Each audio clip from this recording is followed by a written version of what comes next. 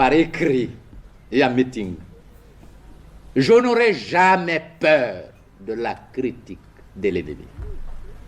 Plus l'ennemi me critiquera, plus je me sentirai encouragé à poursuivre à la tête, au milieu et derrière mon peuple, le chemin de son histoire vers le progrès. Nous sommes révolutionnaires, c'est une conception de la vie. C'est un postulat que nous réalisons dans tous les domaines de l'existence de notre nation, afin de préserver notre dignité, d'assumer notre responsabilité. Écoutez, le détroit d'Ormuz, où les Iraniens ont trouvé, semble-t-il, un nouveau moyen de pression contre les Américains, appliquer des taxes sur les câbles sous-marins.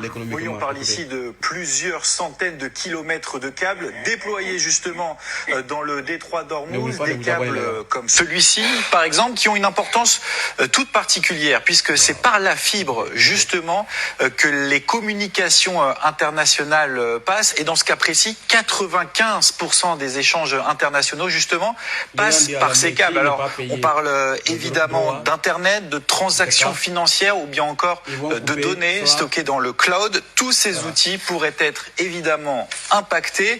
On peut vous présenter aussi un schéma ce matin pour vous montrer qu'on ne parle pas d'un ou deux câbles, mais d'une petite dizaine de câbles qui relient les pays du Golfe entre eux. Alors il y a évidemment l'Iran, mais également Oman, les Émirats Arabes Unis ou bien encore le Qatar. Et pour l'Iran, eh bien le pays souhaite exercer son pouvoir, une certaine forme en tout cas de souveraineté. C'est ce qu'annonce une agence de presse proche du pouvoir. Vous allez le découvrir. Voilà, le passage des câbles sous-marins doit être effectué avec autorisation et paiement de droits de passage. Comment mettre en place ce système de péage? Ça semble très compliqué à mettre en place. Mais justement, pour Christian Macarian, qui était l'invité d'LCI hier, l'objectif pour les Iraniens, c'est plutôt de mettre la pression sur les États-Unis dans le cadre de négociations. Considère qu'une des conditions des négociations et d'un éventuel cessez-le-feu, ce que tout le monde souhaite, ce sera aussi un volet financier important.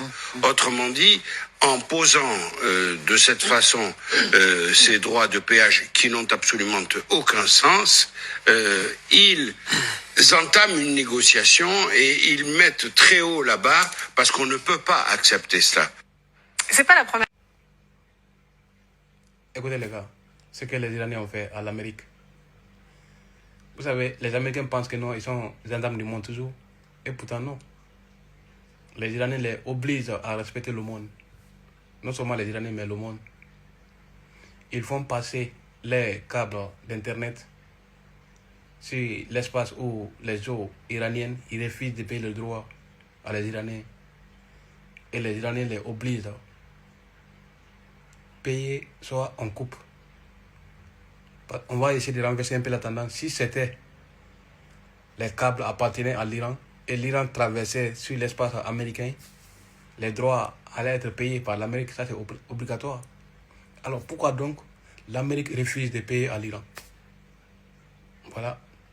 Donc pour comprendre, il faut renverser la tendance pour comprendre au fait si c'était à la place.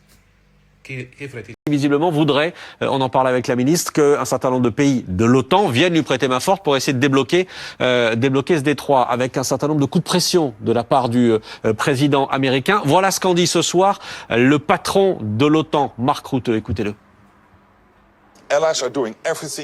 Les alliés font tout ce que les États-Unis demandent. Ils ont entendu et répondent aux requêtes du président Trump.